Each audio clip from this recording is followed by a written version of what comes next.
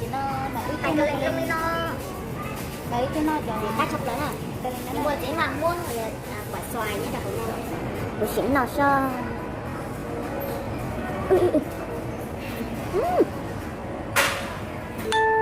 Ha. Lấy một 5 con cho là rõ, tốt tí cho thôi nói. Nếu cho mấy xin gái thế cảm ơn nha. Mặc mông là sao? giờ mà mất này mà Chả phải mặc mông thì mặc gì. Bây giờ nó cái lên chào nhau nhớ cho tụi ở lên đó ở chân tôi nữa cái gì tiền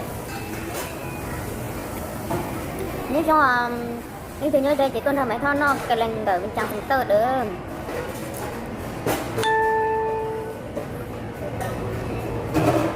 chào từ cái từ lúc xếp tuổi vào cho nó số ba chỉ đua nhà xong có giữa cầu lúa một đợt lại tôi là khai xong mà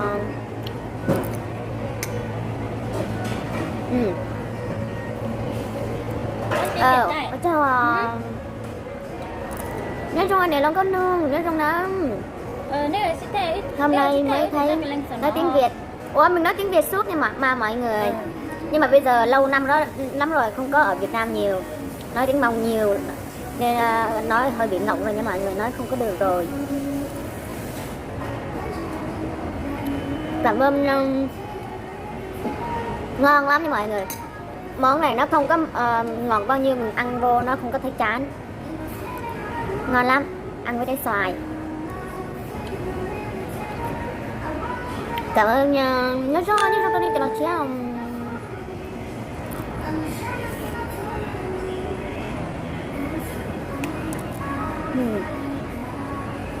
nhớ là mấy cái rau cha lèo có chơi mà.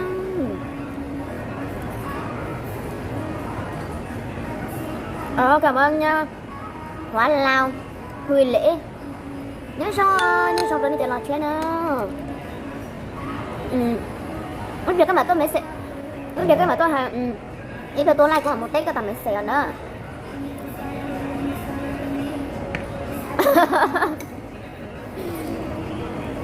Nhớ rồi cô tôi tiếng nhẹ nhẹ co wow bây giờ nó cái tôi tiếng nhẹ của cho tôi tiếng nhẹ xưa cha chồng say rồi mình nhẹ của tôi tiếng nhẹ nên chưa đi cha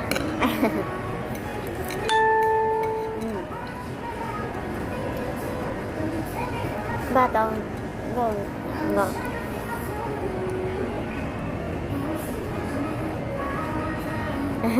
ý rằng cơ này nó có cho coi ý rằng cơ nó sẽ hợp với mà đi cái xíu xíu không biết nói tiếng giọng Bắc đâu cho mọi người.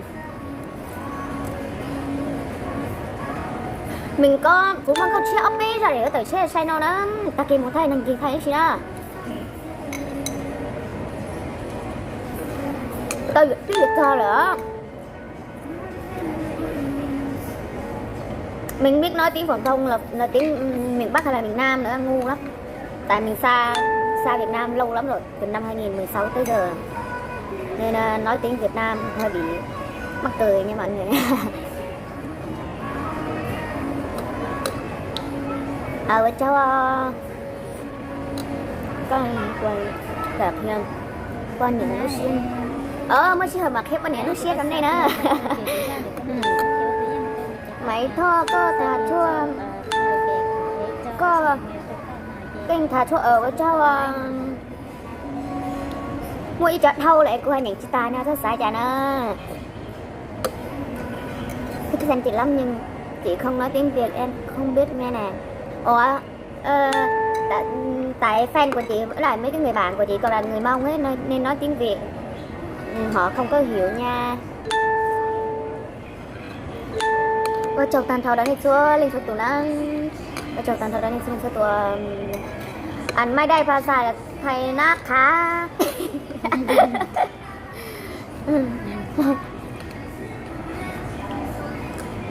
Rồi xin nói nào cái năng này hút cho rắn con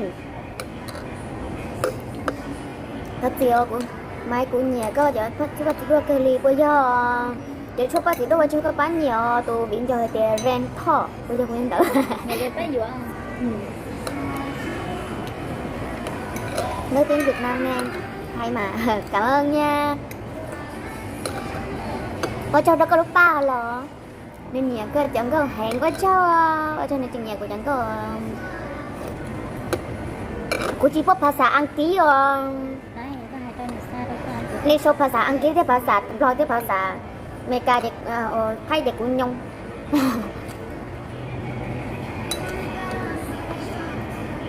nước giọt của nhỏ lỏ thành phố Hồ Chí Minh City nó kề lên không nó kề lên thôi chị thay cho nó bây giờ chị thay phía lũ nhất là một quả xoài chín rồi nha mọi người. Ôi sao nhớ trong ăn kinh thao nhớ trong đó của chặt không giờ món lỏ nếu mua nên đâu già nên đâu tuần đây này là mẹ có hai luôn nhớ la trong hãng nhà hãng có cháu có chỉ mua trời Nó rồi. cảm ơn nha em ở Lào này cuối năm chị thích đi nhất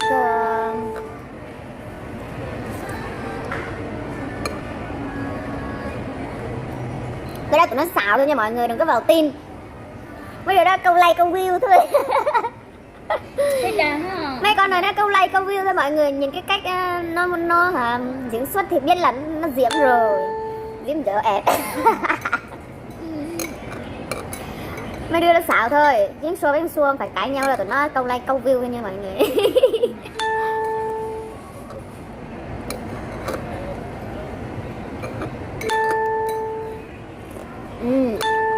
Anh ta chúc có chị đua chị thác chính cái thì sao là tao thấy thế nào chị đợi chị tao khi đi chơi thế sao chị tao lấy là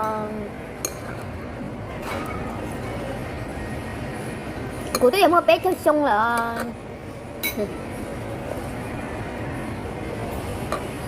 quan lên tao nhớ xong rồi mày thôi xong đâu nhớ xong cái này nữa cười xinh gái quá cảm ơn nha để mình thế thì mình chắc mình phải cười cho thật nhiều vào cười cho nhăn hết mặt.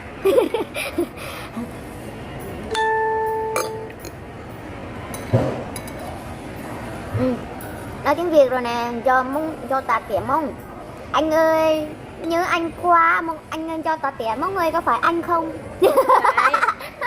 Phải mà có phải người yêu cũ của tôi không? Không phải đâu hai con kia nó diễm thôi câu like câu view thôi mọi người diễn cho nó là gì thôi chứ không phải đâu câu like câu view.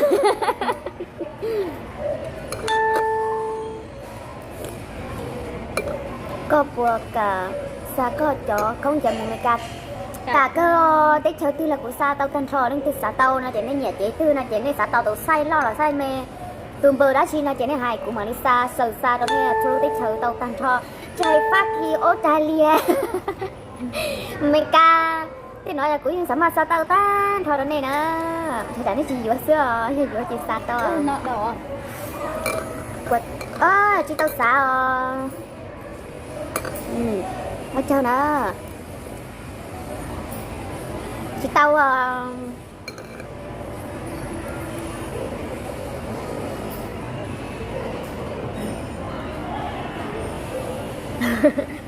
đúng rồi nha chắc càng ngày càng xinh lên chắc tầm khoảng 40 tuổi mới xinh hơn nữa.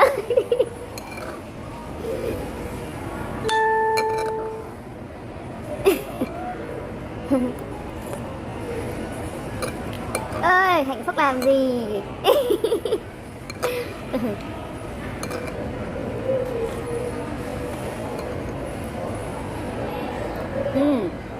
Nhớ sao gần 30 tuổi rồi nha mọi người. Nhớ sao có cho đừng có hẹn có cho nhớ sao một sai cho cầu hơn giờ khó từ mắt cái con này cho mất cả lúc hùng thế nào làm có gì có chị sai vô chị lo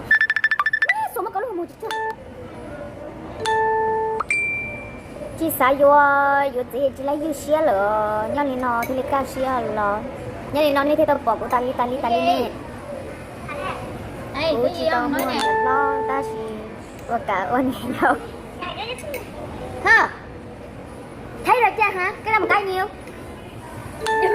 Vô. cái đó một cái nhiêu tao mày đó Má ơi, hả sao làm cái này nè, sao làm cái này nè. cái nào Cái này nó không mua cái kia Cho con trai với nước kẹo. rồi cái vừa sao la mà.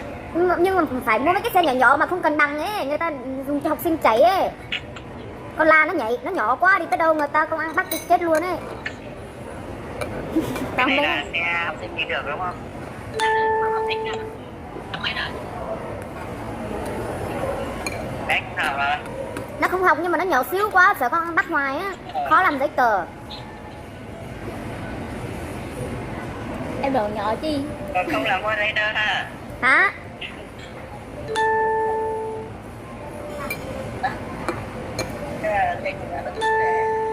cái đó Hòa cái đó giá bao nhiêu Hòa Chưa hỏi. hỏi xem giá em xem một cái nhiêu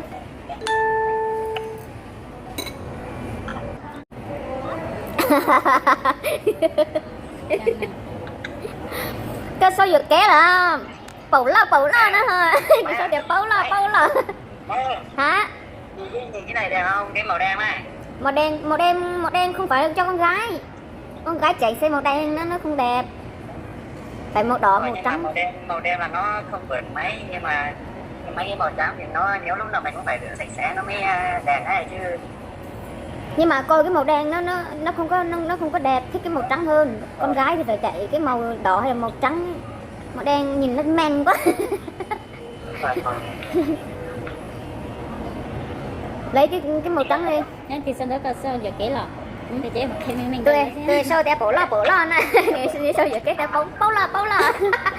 bổ la pung cái bà mà hát cái kia mà tao nghe mà bổ la pung ở chào Thì sẽ sang tới đó coi đó thì nếu luôn về thì là bà đi trong đây luôn mà ôi chả nam không đã coi chưa Này trang này. Đấy, trang này. Trang này đẹp chưa? ai kêu mày sinh ra làm người tí hon làm gì người ta có xe tay ga 50 mấy triệu không biết chạy ai kêu mày tí hon làm gì phải đi chạy xe tí hon Sao lại còn nói là bên xe hơi kìa? để ai bên mà chạy được xe hơi tao cùi luôn á Này, giờ nhà lúc nó thì mua cái đó đi lấy cái đó đi cái này cũng đẹp mà. thế cái đó thì lấy cái đó để kêu người ta làm